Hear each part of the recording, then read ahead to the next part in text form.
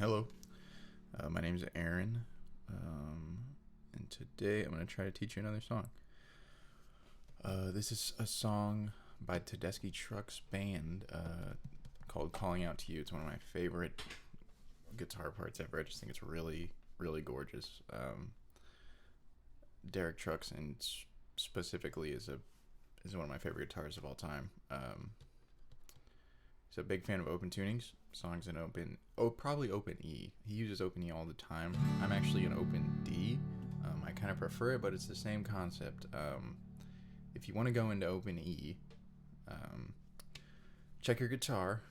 Some guitars don't like the high tension of open E, but I think he uses it for slide. I think it's probably better for slide to have that high tension. The strings rise a little bit higher off the strings in an open D, or off the fretboard than an open D. Open D is a little less tensiony, but it's also lower.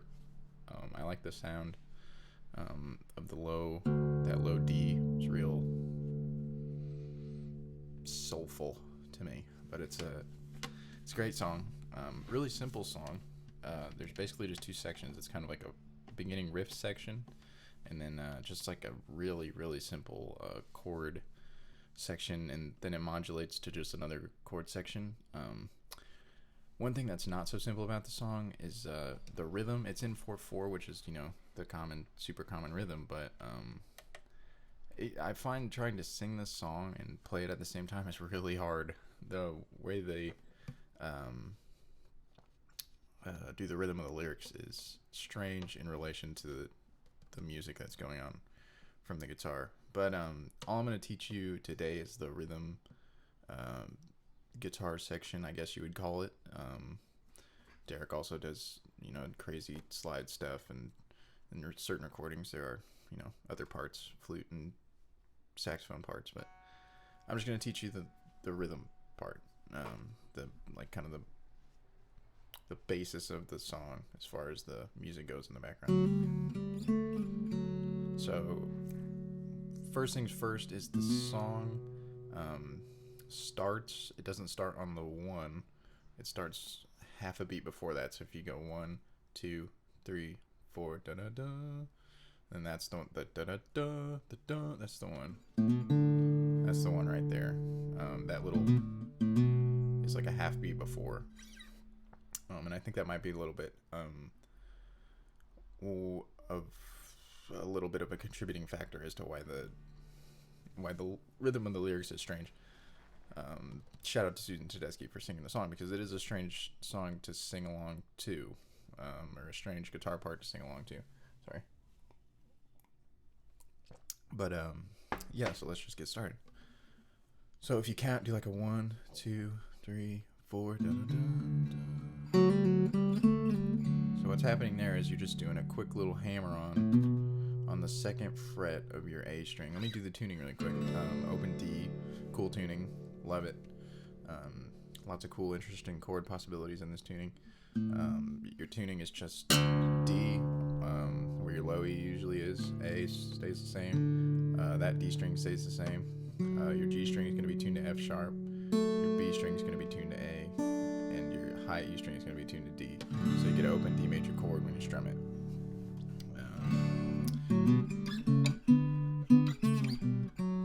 Yeah, there's a lot of cool things about open tunings. I would definitely recommend exploring them, and there's a whole bunch of them. You can tune. You can make slight variations, make 7th chords cool, different chords. And it kind of just changes the nature of a piece before you start writing it. So yeah, can't recommend open tunings enough. Joni Mitchell was a big fan of open tunings, and I'm a big fan of hers. So anyway, do that little hammer on. Da, da, da. So you're hammering on the 2nd fret of your A string, pulling off. Oh wait, no, you're not. Sorry.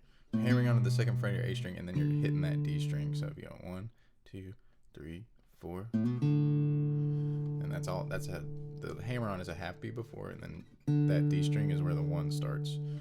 And then you're just doing kind of this alternating thumb pattern throughout the riff part. Excuse me. Sorry, I just ate breakfast.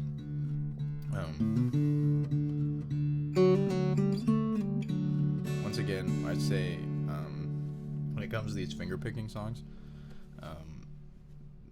the hardest part to learn for me was getting your thumb to move like that, to move not, as I've said before, not necessarily independently, but in relation to your thumb, like having, I guess, that independence in your mind that your two or three fingers, whatever, however many fingers you use, are moving at the same time as your thumb, but at different points, you know. So I would get used to this thumb movement just by doing it a lot, practicing it, and then it'll just come naturally with, you know, with your learning. As you start to learn it, you'll start to feel your other fingers become more freed up, I guess.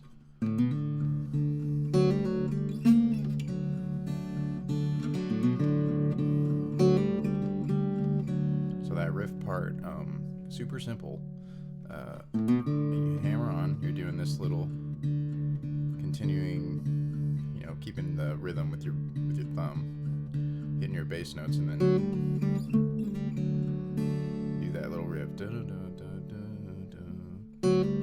which is just a hammer. You hammer on your first fret of your G string, which is tuned to F sharp, and then pull off, and then go back to it and slide up to the 3 and back down to the 1. So, and then you hit your high A and D strings, which are usually tuned to B and E respectively. Usually does that twice. And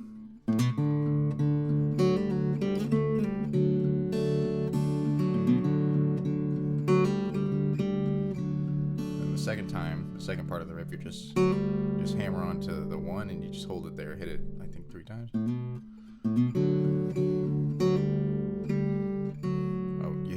You're gonna hit it twice and then pull off and hit an open F sharp on your G string. Definitely listen to the song to get an idea of the rhythm.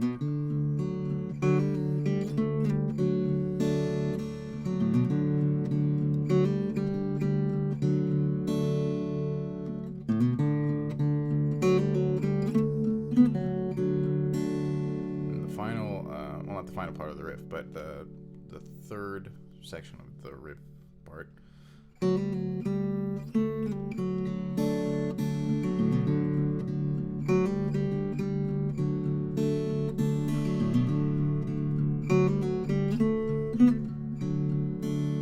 you're doing like kind of the same thing as the first part, except instead of going back to the 1, you do this little pull, this little it's like a pull off of the 5 and then the 3, and then back to the open string.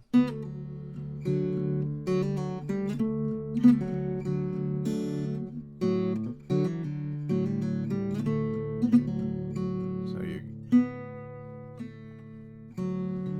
just like a quick little pull off, and that can be a little tricky. I still don't play it perfectly every time, but it can be a little tricky to get your fingers to do that movement. Just do it slowly at first, and then you'll get the speed over time.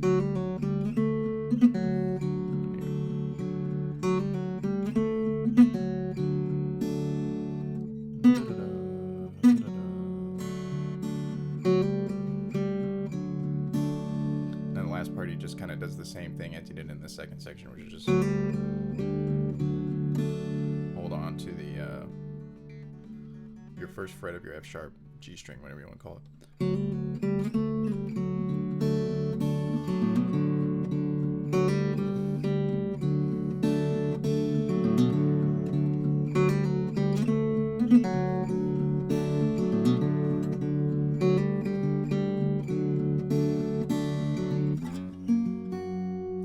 And one thing I should say about that section is that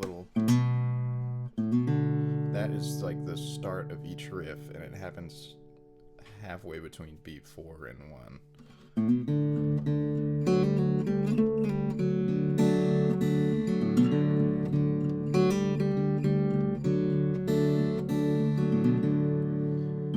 So it kind of starts the riff over again in each section of the riff. Yeah, the song's in it's a pretty not strange rhythm. I mean, it's just 4/4, but it can be tricky. It can be a little weird. But that's that whole section. It's a very beautifully simple song.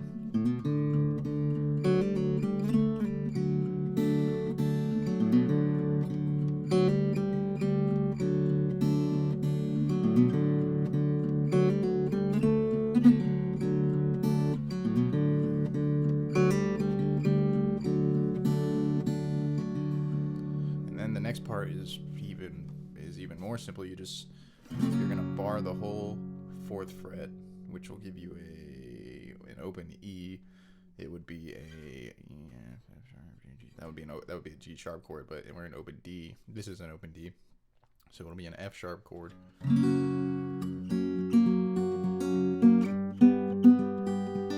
F sharp major, and then you just slide up to the 5th fret, do a full bar there, and then you got G major.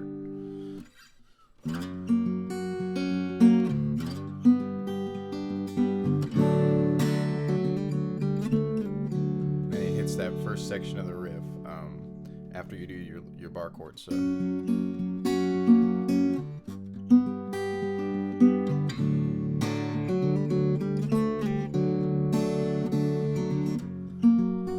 go back to 4/5 again.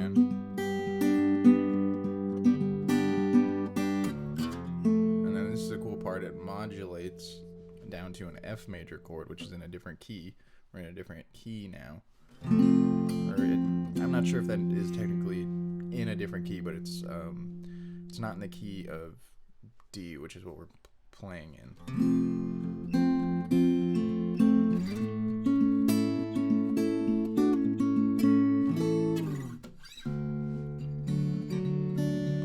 And one thing I'll say about and I might have already said it, but one thing I'll say about D, open D, or any finger picking song, not necessarily an open D, but any finger picking song, the most important part of your right hand, or not the most important, but probably the best piece of advice I can give to get used to finger picking is make sure you get your thumb going, and then practice kind of like pinching your strings in unison with your thumb. Maybe do something like this, just kind of because your fingers are going in opposite directions, and that can be a little confusing.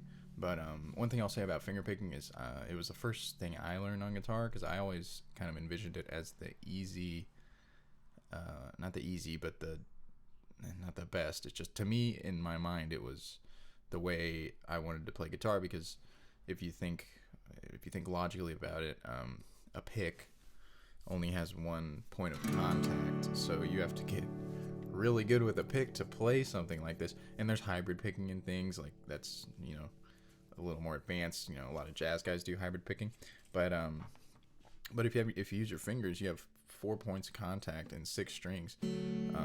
So it opens up more possibilities for, you just have more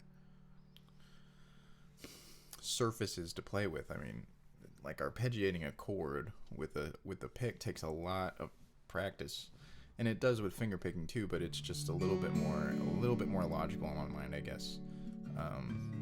That's just how I saw it, and it's really beautiful, and can be modified, and you can develop a lot of cool, intricate patterns with finger picking. I guess it's just kind of a very logical way to play the guitar to me. And it's nice to be able to use your hand in case you don't have a pick, in case you're in a situation where you don't have a pick and somebody's like, hey, you want to play guitar? And you're like, I can't, I don't have a pick. It's like, oh, all right. Well, never mind then.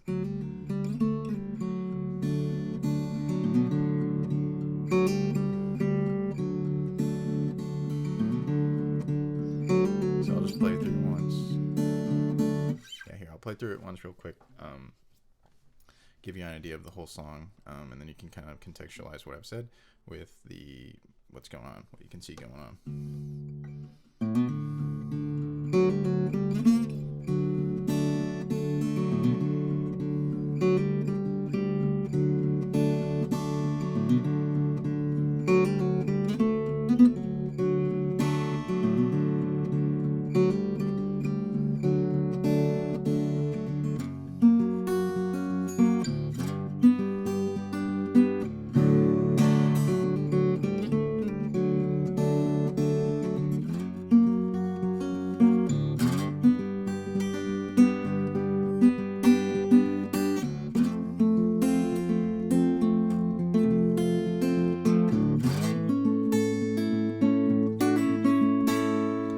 There in the modulation, I'll explain that a little better. You go from your 5th fret, you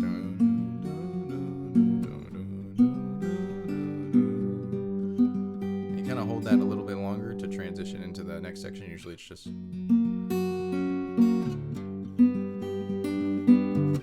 but you're holding it for, I guess, what would be an extra 4 beats.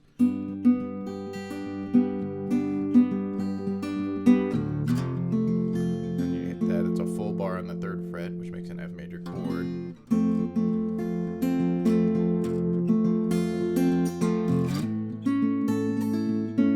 Then you slide up to, and one thing you can do, and I'm doing, in between these bar chords, is you can kind of open up your strings really quickly, like hit your D real quick, and then slide up to whichever bar you're going to, and it sounds cool. I like it.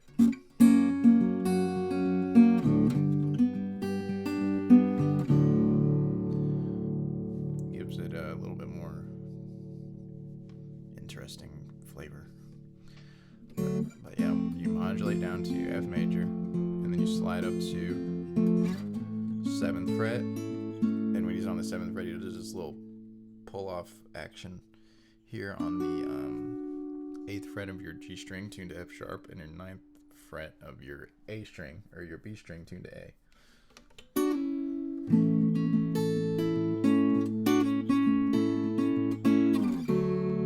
And there's a lot of sliding action going on, probably because Tedeschi Trucks is a slide guitar player. He doesn't play this part of the song with the slide, but yeah, it's a lot of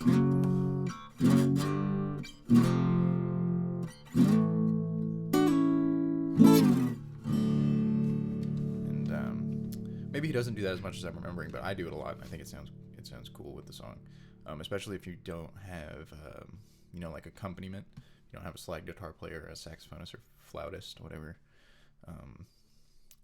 soloist you have. But yeah, that's essentially the whole song. And he repeats those sections twice.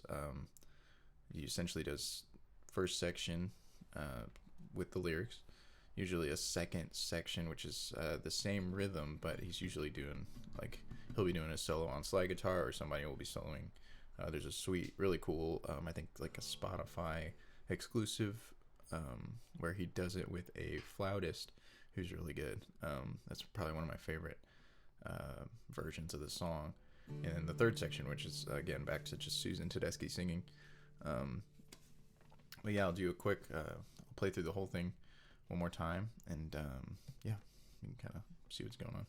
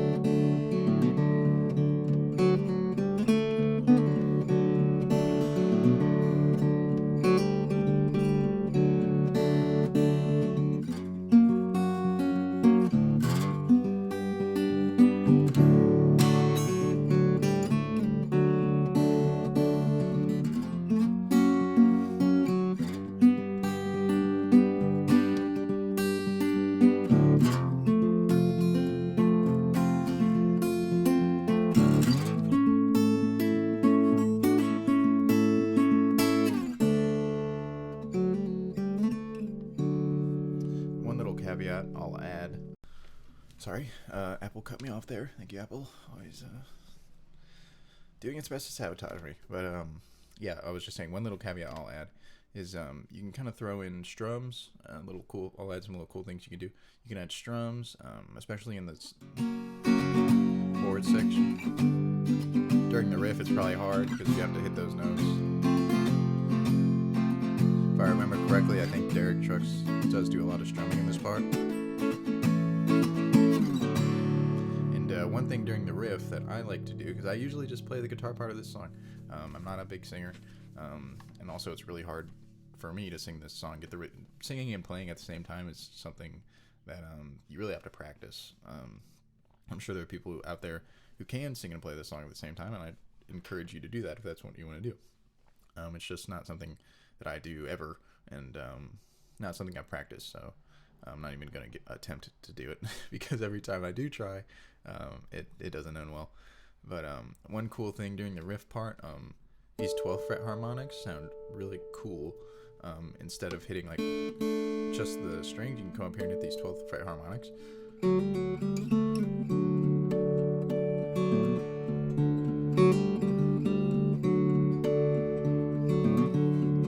Probably not. You wouldn't want to do it all the time. It kind of gets annoying. Maybe just on the last part of the riff, or the third part of the riff. I think it sounds really good with that part for whatever reason, And we all have different ears, so you can kind of throw in extra things at your discretion. Always room for improvisation, especially on not especially, but even on kind of really structured songs like this. Not that it's super structured, but it's played in a certain way, and I find that trying to deviate from the way it's played doesn't make it sound as good. Maybe I'm just not as good as Tedeschi Trucks. I know that I'm not as good as Tedeschi Trucks. Yeah, he's probably one of my favorite guitar players out there right now. His note selection and his ability to impart emotions through, especially guitar solos, his slide guitar solos, Midnight in Harlem, is probably one of my favorite songs right now. And he's one of my favorite guitar players. That probably, in my opinion, one of the best living guitar players. Not necessarily mean that in the most technically proficient sense. I just love the way he does things. He's a really, really cool guy. Replaced Duane Allman when he died. Rest in peace to Duane Allman. But you got to be really good to do that, and he is that. So I can't really think of anything else I want to say about the song or about learning it. One thing I can recommend on any song that you want to learn is just listen to it a bunch until you can really hear what's going on. You'd be surprised how not much nuance there is, but how helpful that is, just to know the song inside and out in your own brain, and then that helps you translate it onto an instrument. Gives you a good feeling for the rhythm, and the rhythm in this song is not, once again, not strange, but it is it's not straightforward. It is 4/4, but it's not like a straightforward 4/4. There's a little bit of intricacy to it, especially if you start adding the lyrics. The lyrics start and end at really odd points. But I'm rambling at this point, probably. But thanks a lot for watching. I really hope this helps. Like I said, this is one of my favorite songs by them. I think it's just so simply beautiful. It's really well done. So hopefully this helps. Questions, comments, criticisms, concerns, drop them in the comments. Yeah, hopefully we can learn more songs in the future. Appreciate it. Hope you have a good one. Bye.